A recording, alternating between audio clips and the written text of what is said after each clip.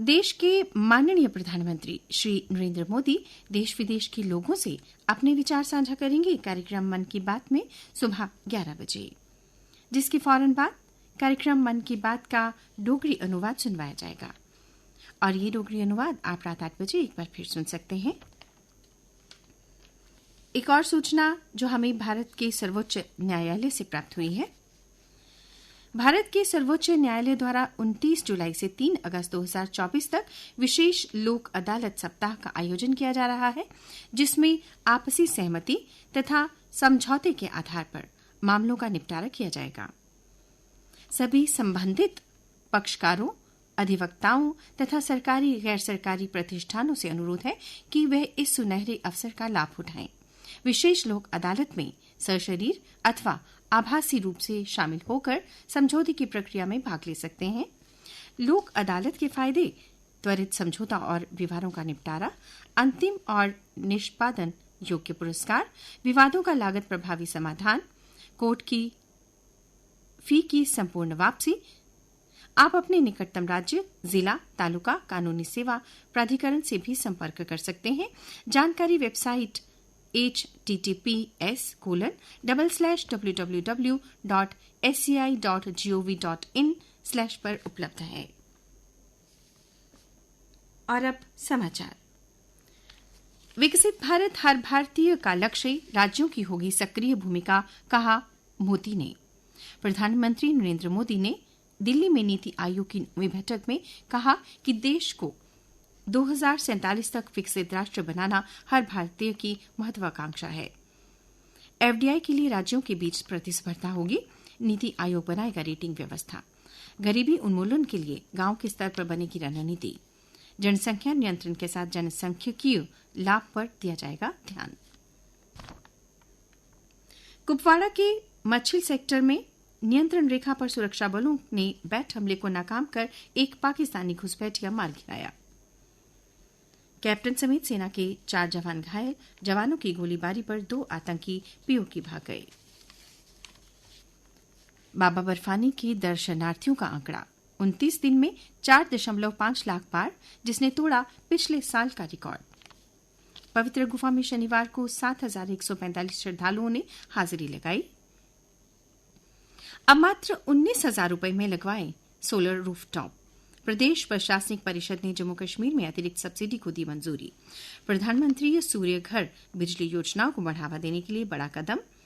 भुगतान अग्रिम करना होगा, बाद में केंद्रीय वित्तीय सहायता सीधे खाते में आएगी। प्रतिष्ठित एम्स जम्मू में अगले हफ्ते से मरीजों के लिए ओपीडी सेवा शुरू की जा रही है। पहले चरण में स्पेशलिटी में 20 और सुपर स्पेशलिटी में 9 विभागों में ओपीडी होगी। श्रीनगर सैटेलाइट टाउनशिप में 3200 फ्लैट का होगा निर्माण। प्रशासनिक परिषद को मंजूरी। सैटेलाइट टाउनशिप में वाणिज्यिक, सरकारी कार्यालय, हरित क्षेत्र, खेल सुविधाएं और 200 प्रमुख 5 सितारा होटल होंगे। ये परियोजना 5 वर्षों की अवधि में चरणों में पूरी की जाएगी। एनबीसीसी को शामिल करने के आवास विभाग के प्रस्ताव को प्रशासनिक परिषद ने मंजूरी दी है। उपराज्यपाल मनोज सिन्हा की अध्यक्षता में हुई प्रशासनिक परिषद की बैठक में जम्मू कश्मीर में पीएम सूर्य घर मुफ्त बिजली योजना के कार्यान्वयन के लिए यूटी बजट में अतिरिक्त सब्सिडी को मंजूरी दी गई। केंद्रीय वित्तीय सहायता सीएफए सीधे लाभार्थी के खाते में वितरित की जाएगी। आतंकवाद के सभी रूपों से मुकाबले में साथ आए वैश्विक समुदाय, कहा विदेश मंत्री जयशंकर ने। 31वें आसियान क्षेत्र फोरम में अमेरिका, चीन, रूस, जापान और ऑस्ट्रेलिया की मौजूदगी में आह्वान। जयशंकर ने कहा, आतंकवाद से लड़ने, आतंकी पनाहगाहों को और संयुक्त राष्ट्र के प्रतिबंधित आतंकवाद के वित्त पोषण नेटवर्क को नष्ट करने व साइबर अपराध से निपटने में आसियान क्षेत्रीय फोरम बदलाव ला सकता है। रामलला पर जारी किया डाक टिकट। जयशंकर की यात्रा के दौरान लाओस और भारत ने संयुक्त रूप से अयोध्या के भगवान श्री रामलला पर आधारित विशेष स्मारक डाक टिकट सेट जारी किया। जयशंकर ने कहा, ये टिकट दोनों देशों के बीच रामायण और बौद्ध धर्म की साक्षी सांस्कृतिक धरोहर का जश्न मनाते हैं। और अब अन्य समाचारों के साथ मेरी सहयोगी वंदना।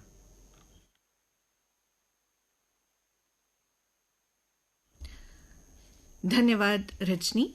अन्य समाचार।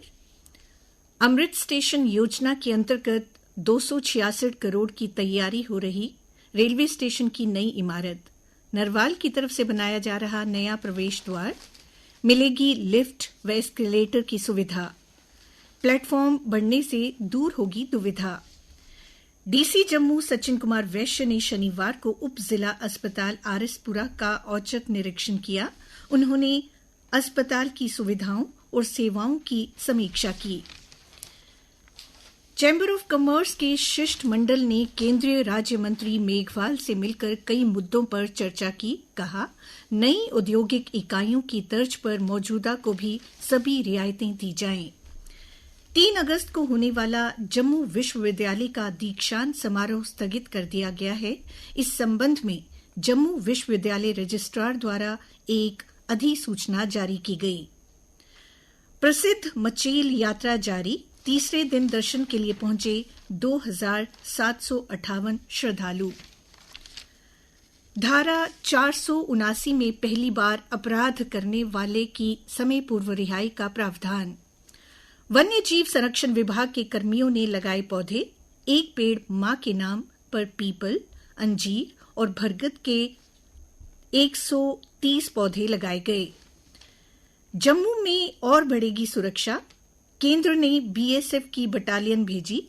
सांबा व जम्मू पंजाब सीमा के पास तैनात किए जाएंगे जवान। 46 दिन से लापता हर्ष नरगोत्रा का शव पाकिस्तान से भारत पहुंचा। जोड़ियां में चिनाब में बह गया था हर्ष।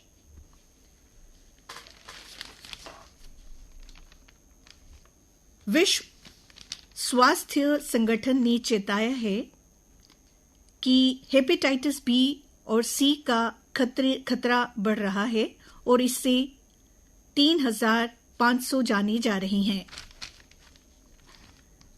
जल्द जांच और इलाज से किया जा सकता है बचाव। और अब खेल समाचार। टोक्यो की कसक पेरिस में दूर करेगी मन्नू भाकर। पहले ओलंपिक पदक से 1 कदम दूर। सूर्य कुमार यादव के अर्धशतक से भारत ने श्रीलंका को 43 रन से हराया। ओलंपिक में भारतीय हॉकी टीम ने न्यूजीलैंड को 3-2 से हराया। हरमनप्रीत के गोल से जीता भारत। और अब मौसम का हाल।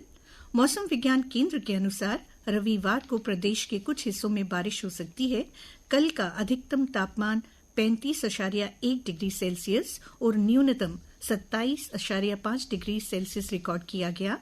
आज सूर्यास्त 7:33 पर होगा और कल सूर्योदय होगा 5:44 पर।